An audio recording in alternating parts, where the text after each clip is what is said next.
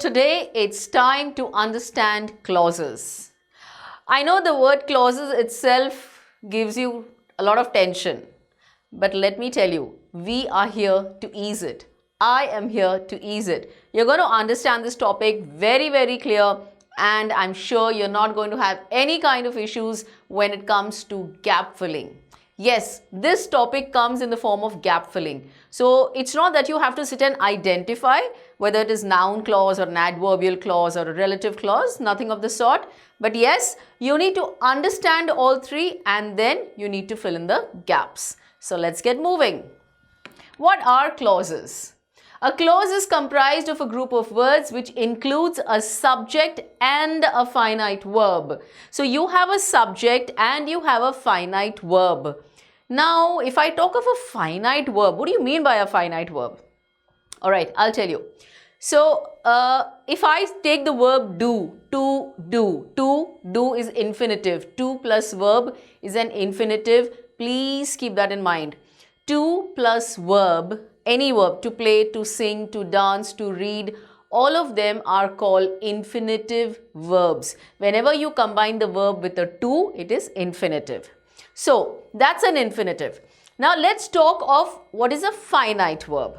Now, finite verb, when I'm telling you to do, I took the infinitive to do. Now, I want to conjugate that. So, it's like I do my homework, you do your homework, he does. So, you see, the do became does. It was do with I, it was do with you, but it became does with he or she.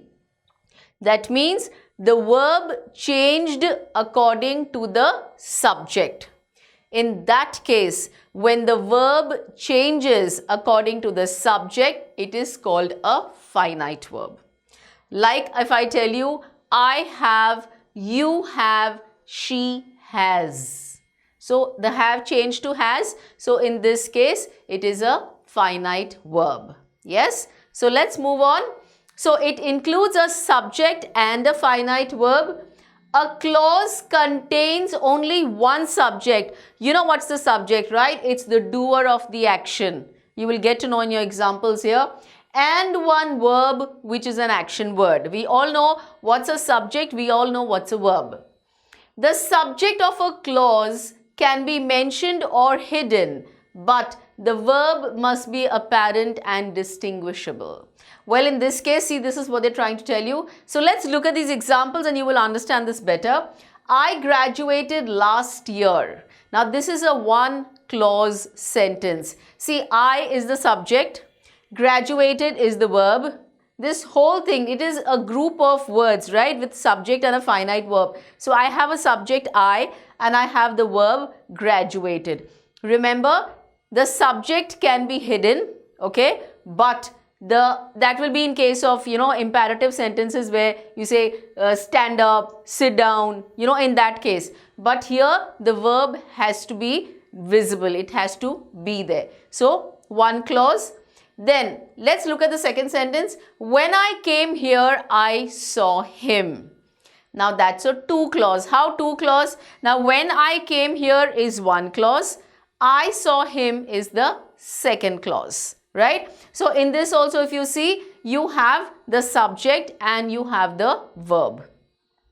Again, when I came here, I saw him and he greeted me. So, if I look at this, if I tell you which are the three verbs, which are the three cases, it will be clause 1, clause 2 and clause 3.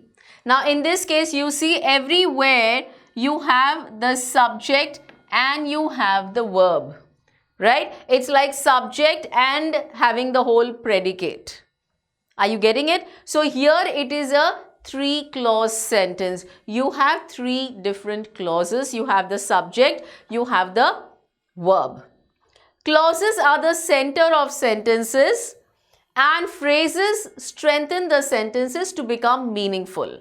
Now, generally children get confused in clauses and phrases and clauses. So, Clauses are the center of they are the center of the sentences. That's understood, we just saw it.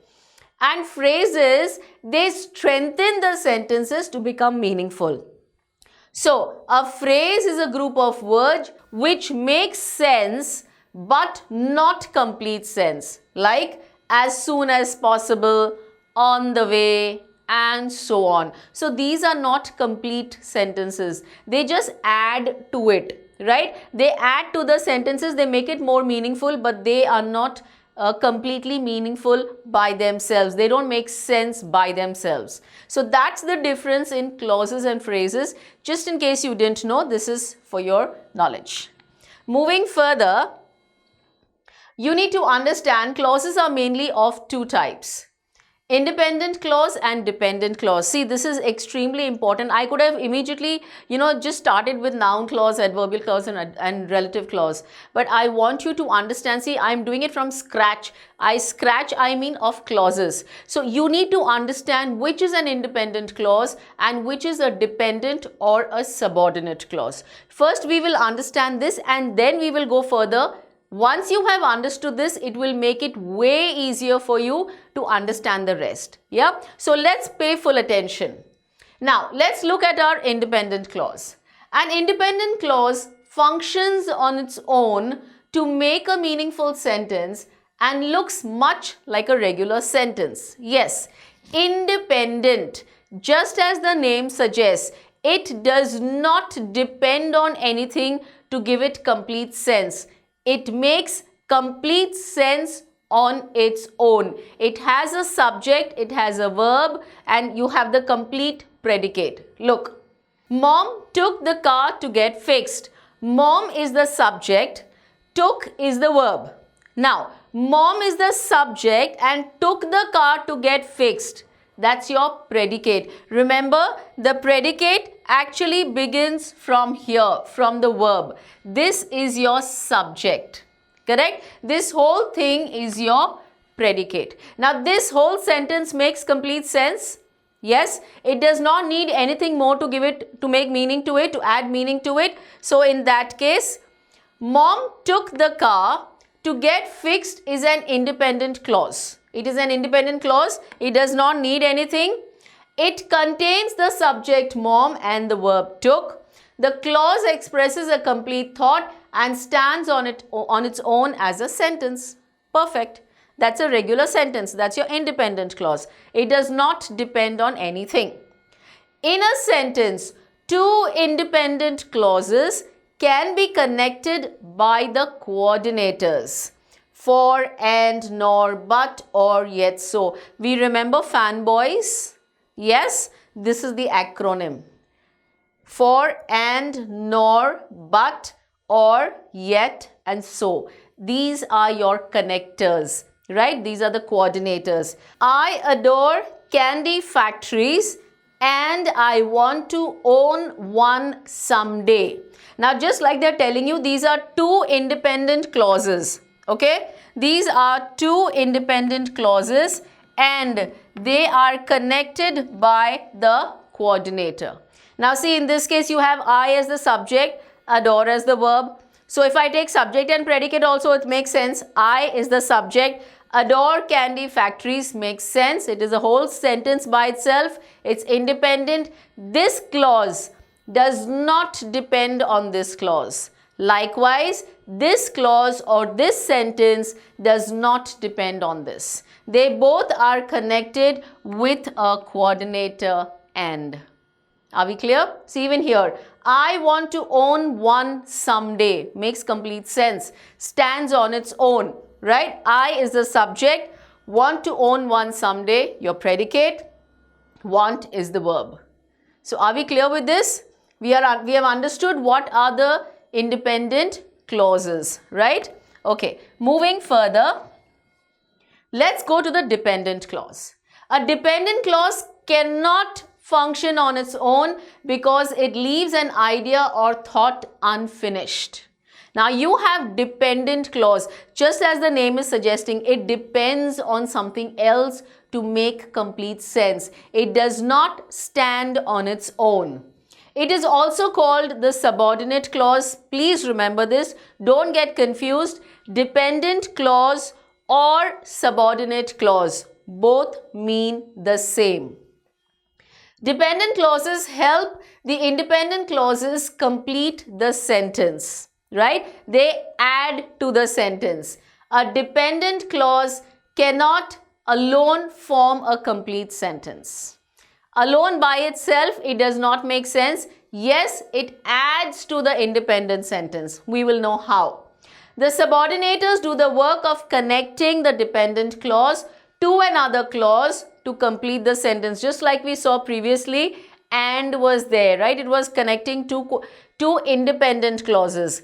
Likewise, when you have one independent and one dependent, then we have a coordinator in between to connect them both.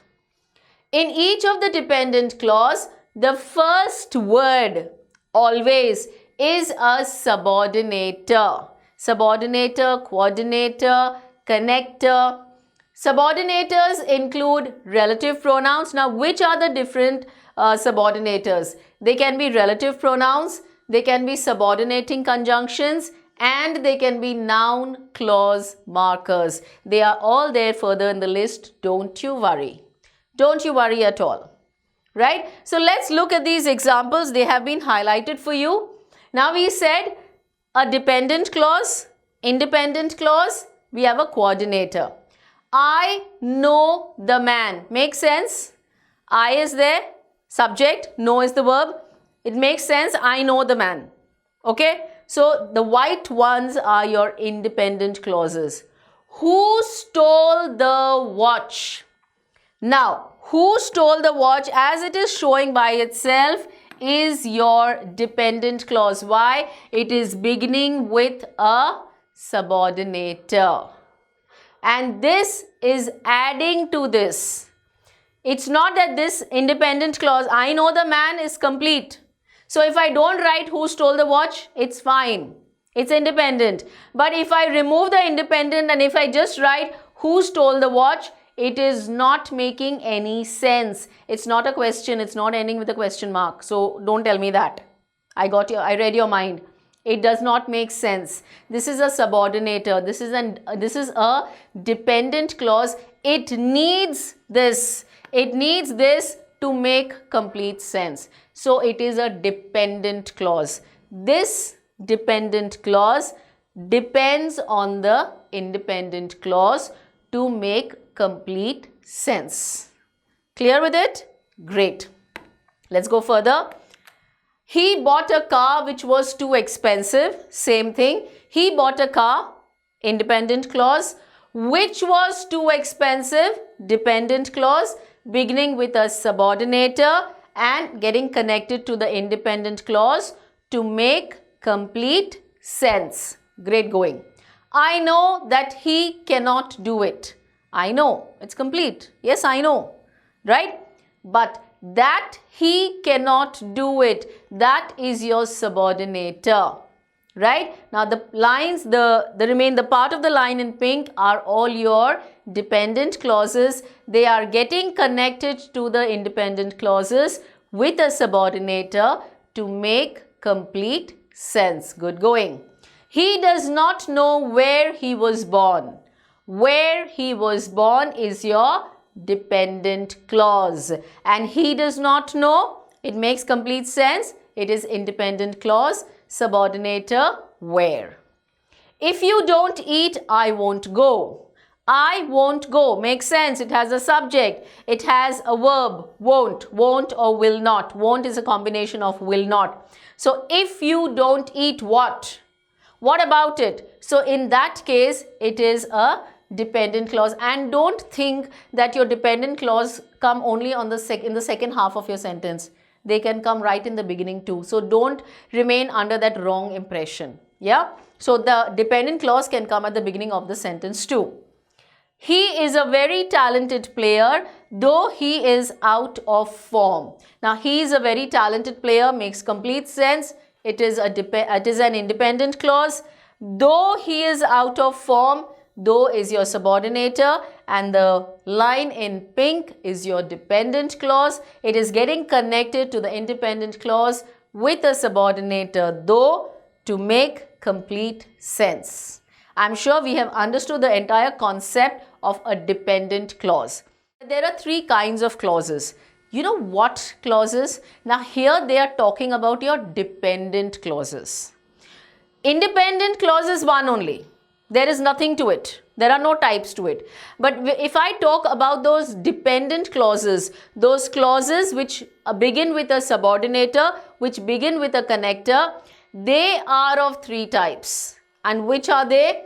They are the noun clause, adverbial clause, relative clause. Okay, these are of three types, which the dependent clauses. That means all these clauses, all of them, okay, will begin with a good subordinator. They are dependent. They will not make complete sense on their own. They need an independent clause to make complete sense. Got it? I'm sure by now it's pretty much clear. So let's move on at length knowing about the noun clauses. See, like I said earlier, it's going to be a gap filling exercise. You need to understand whether it is a noun clause, adverbial or relative. Why? Because when you will be given options, these days you are getting options, for the grammar exercises. So you will know which one exactly to pick up. Yeah. So you need to pay attention, not that you feel because it's not going to be asked, it's okay. No, you need to understand, and there is a reason for me to explain this to you. Yeah. So stay connected. A noun clause works like a noun in a sentence. What's a noun, by the way? Am I asking the 9th standard? What's a noun? 9, 10, what? So yeah, it is the name of a person, place, animal or thing. Just in case you didn't know it. I'm sure you know it, of course. So, a noun clause starts with words that, what, whatever, who, whom, whoever, whomever. Because you're talking about the person or the place or the animal or the thing.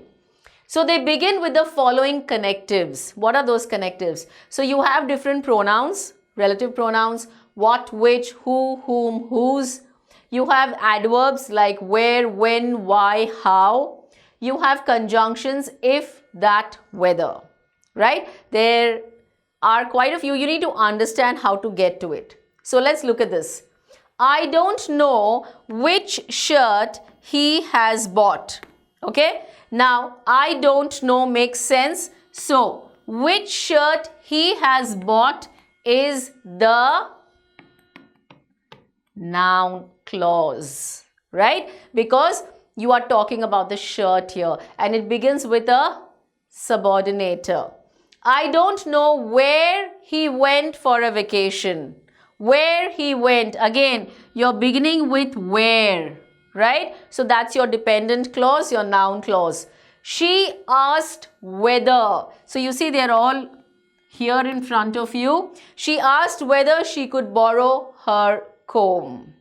Okay, so this is what indicates to you as your noun clause. They will begin with these connectives. That is for you to understand what is a noun clause, right?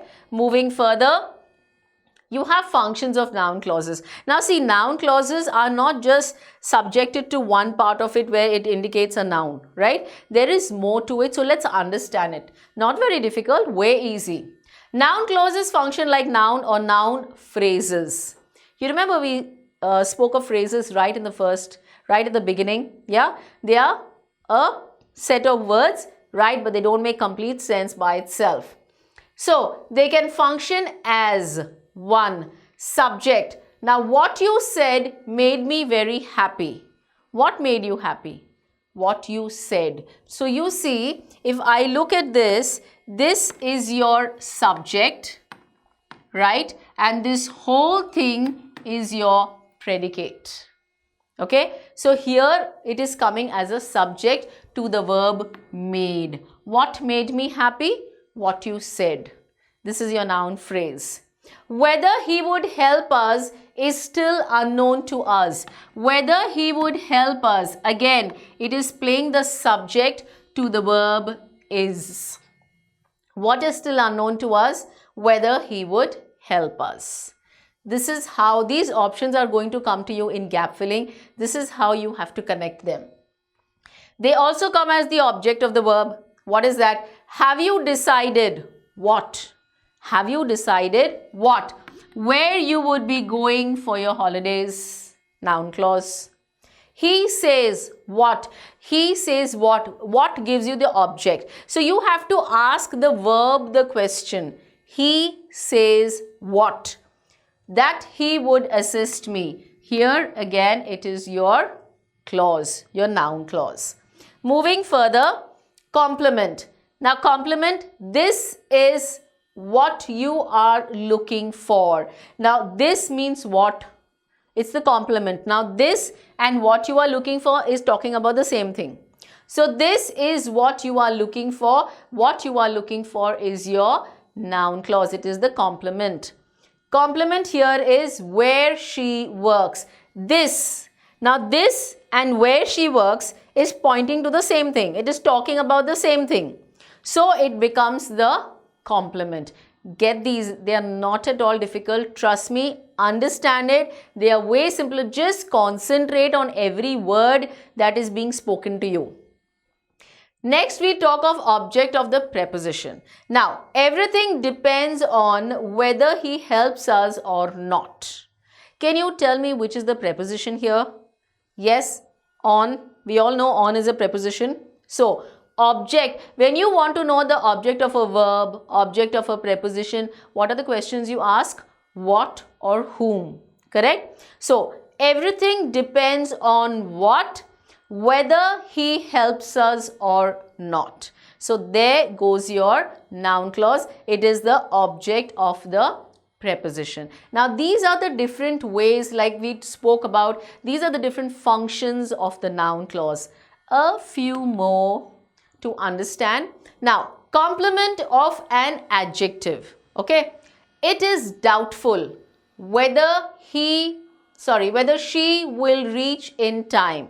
Now here again it is the complement. What is doubtful? Whether she will reach in time. So you see your connectives. Yes, all your dependent clauses have been underlined and they are all beginning with connectives. So even if you don't remember what is object of an infinitive or complement of an adjective or object of the preposition, not a problem. Don't get panicky. Just look at all your sentences and just see that they are beginning with connectives. Okay? Keep track of that. Don't worry. Now, if I talk object of an infinitive. Now, just a little while ago, I explained to you what is an infinitive. Now, did you see why did I explain that to you? You need to understand the term. Now, here they are talking of object of an infinitive. What do you mean by an infinitive? To plus verb, right? We just spoke about it. So, object means what or whom. So, she wanted to ask what? If I could help her. Now, if I could help her is playing the noun clause. It is object of the infinitive to ask. Moving further, in apposition to a noun.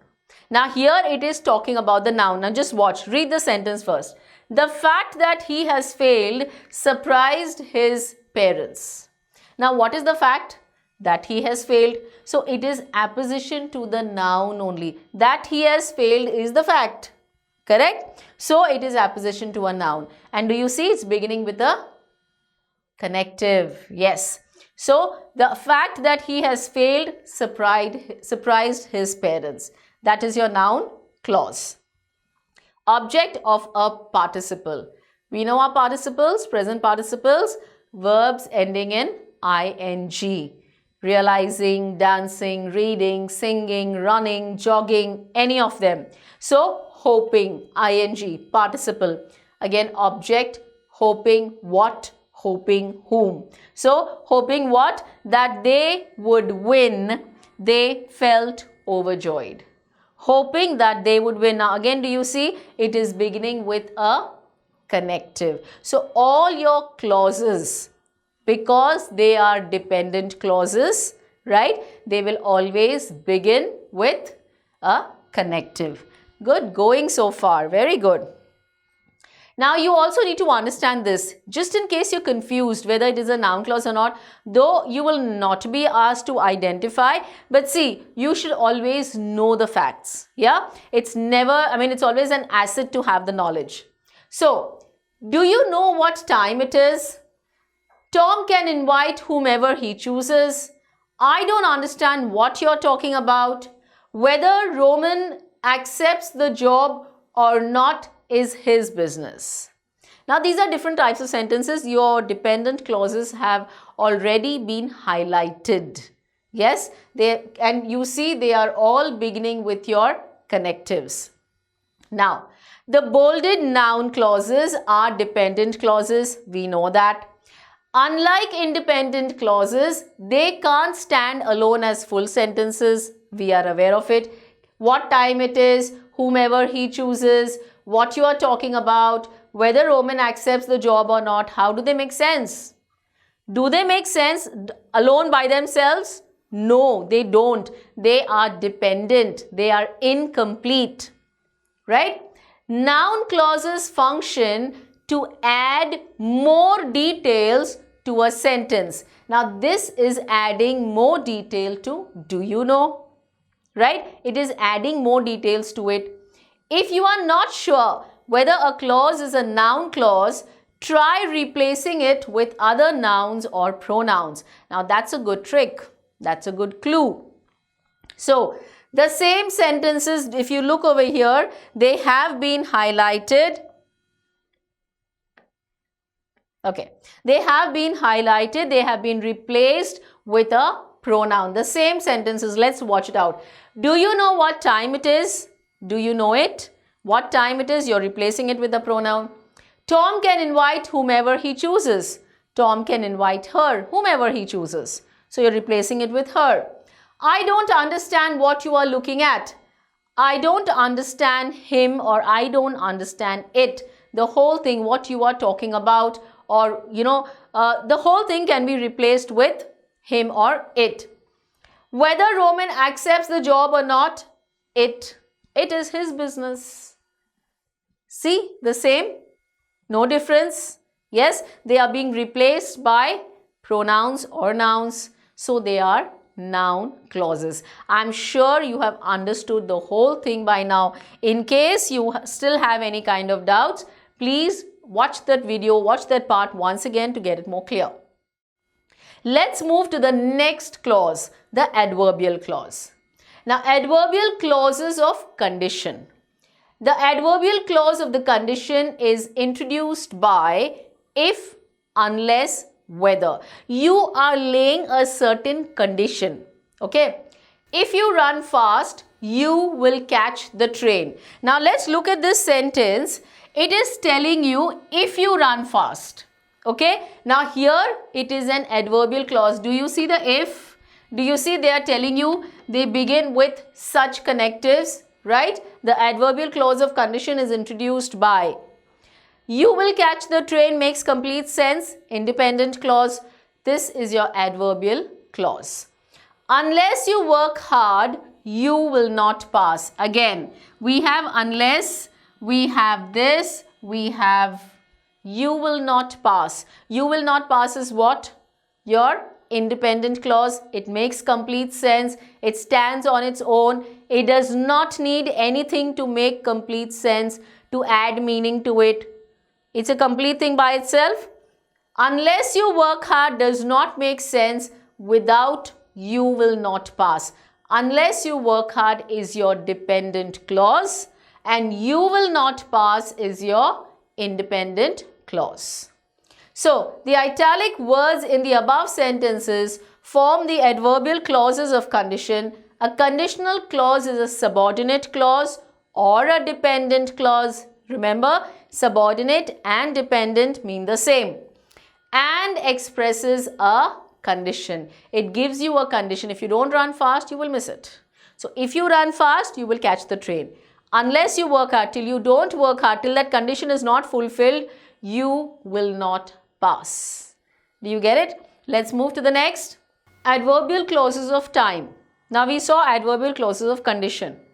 Now, let me tell you, there is adverbial clause of place, time, purpose, concession, contrast. You have different types of adverb clauses, but like I've always said, I mentioned earlier also, you will not be asked to identify. You need to understand that it is an adverbial clause. This is for your knowledge, you need to understand. So, you are getting one more adverb clause of time, you got adverb clause of condition, and the rest we all know, the purpose, the place, all of those, concession, contrast, reason, all of them. But they are all here. They have all been compiled here, not to worry. Adverb clause. An adverb clause works like an adverb and it modifies a verb, adjective clause or another adverb clause in a sentence. Now, what is an adverb? Are we aware? I'm sure we are. Adverb. It adds to the verb. That means the boy ran fast. Now, fast means how did he run? Fast. You are adding to the verb. The girl danced gracefully. Danced how? You are adding to the verb gracefully. So, these are your adverbs. So, let's look at this. The subordinating conjunctions used for adverb clauses are as follows. Now, if you look at the whole list in front of you, remember, whenever you will have an adverbial clause, they have to begin from one of these subordinating conjunctions. So, whether it is time, it's when, whenever, since, until, before, after, while, as, by the time, as soon as. These are your adverbs of time.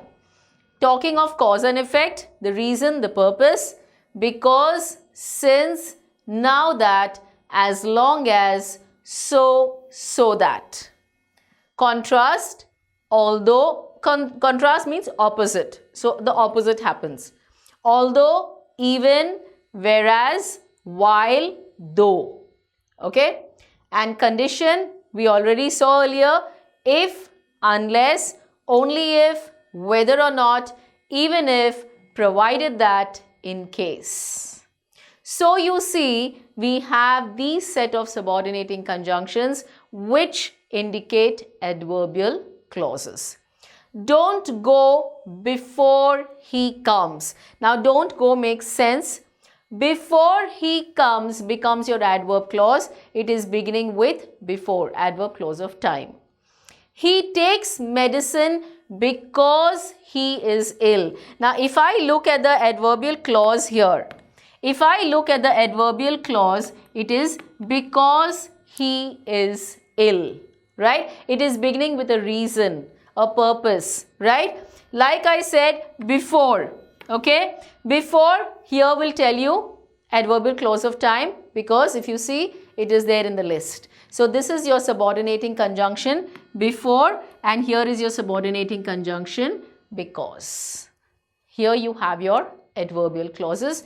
Remember, just you have to make sure that your adverbial clause will begin with one of these subordinating conjunctions. They are dependent clauses. They will not make complete sense by their own. They need the independent clause to make complete sense. Relative clauses. The last one, the relative clause does the function of an adjective in a sentence. It describes, it does the work of an adjective in a sentence. It is why it's also called an adjective clause. So why? Because it does the work of an adjective. We put a relative clause immediately after the noun which refers to the person, thing or the group we are talking about. Like, the boy who came into the house was my friend. Now let's look at this sentence. Let's analyze it.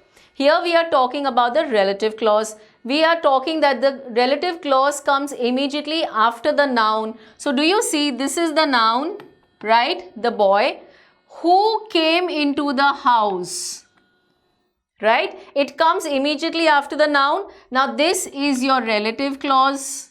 right? This is the whole sentence. This is a part of the sentence. It is talking about the boy. It is your relative clause. It is beginning with a connector. Got it? Let's look at the next one. The house which our neighbor bought is made of stone. I'm giving you 30 seconds. Go for it before I say it. The house which our neighbor bought is made of stone. Did you get it? I just hope so. The house is the noun, correct? Which our neighbor bought is the relative clause, which is your connector. This is your relative clause. Is made of stone. This is what we are concerned about. We are talking about the relative clause. It describes the noun. It is playing as an adjective. Yes. And it does not make complete sense. It is a dependent clause. Got it? So yeah, let's go further. A relative clause is essential to the clear understanding of the noun. It defines or qualifies. It is adding to the noun. Who came into the house is a relative clause without which it will not be clear to which boy we are referring. Likewise, which our neighbor bought is again the relative clause. Got it? I'm sure you have. Come on, my champs can do it. Okay, let's not look at the answers. Okay, so let's just go with the flow. Your trouser is very fine. Now, this is how it's going to come as gap filling. Your trouser is very fine. Please tell me. Now, the A has 4 options. Why you bought it, where you bought it from, where did you buy it from, when you bought it. Now, what suits best? Your trouser is very fine. Please tell me where you bought it from. Got it? So that's your answer. I bought it from a showroom. Now, do you see? Please watch all these. All these dependent clauses are beginning with connectors. Do you see? They are adding, these are your dependent clauses, right? I bought it from a showroom. Who is situated? Which is situated? Whom is situated or where is situated? Very obvious. Which is situated, correct? Because you're talking about a showroom. Will you tell me dash? Okay, it cost me 900 rupees. So will you tell me how much it cost you? Will you tell me which it cost you? Will you tell me how much did it cost you? Will you tell me how many it cost you? Now, it's a very obvious thing. Will you tell me how much it cost you? Right? So, likewise, these are your dependent clauses and this is how you are going to solve them in your exam. Another set. Your writing is very fine. Could you let me know? Now, read the 4 options quickly. Come on. Before I go on to them, read your 4 options and tell me what will go best. Which is the correct answer. Read all the 4 options. Yeah, you can check with that. That's not a problem. Your writing is very fine. Could you let me know how did you develop it, where you developed it, how you developed it, or why did you develop it? Simple. How you developed it. Could you let me know how you did it, how you developed it? There is no secret. It is a constant practice. It is a constant practice that is needed. Who is needed? Where is needed? Or whom is needed? Obviously, that is needed. It's a constant practice, so that is needed. Please tell me dash. It will be enough if you spare an hour every day. Now, before you want to get this, please read the next line. Okay, you need to understand what is this and accordingly you can get the answer. So, please tell me dash. It will be enough if you spare an hour every day. So, please tell me how many times, how much time should I devote to it, how many times or how much time should I devote to it every day, right? So, it's an obvious thing, how much time I should devote to it every day. Got it? Yes? Glad. Now, perfect test. Now, there are no answers to it. Now, I want you to solve it. Come on. Quickly, quickly, quickly. Let's read the entire paragraph first Yes, then with every option we will read, or with every question we will read the 4 options. You were not in the class yesterday. Tell me the reason. Why did you miss school? Why have you missed school? Why you missed school, or why do you miss school? You were not in the class yesterday. Please take care of your tenses. Okay, talking about yesterday. So tell me the reason why you missed school, or why did you miss school, or why have you missed school, or why do you miss school. So it is basically why did you miss school. Okay. Then, Madam, I went to the hospital with my grandmother. I want to know you or your grandmother. So, I want to know who did need medical care, whom needed medical care, which needed medical care, or who needed medical care. Correct. Who needed medical care, you or your grandmother?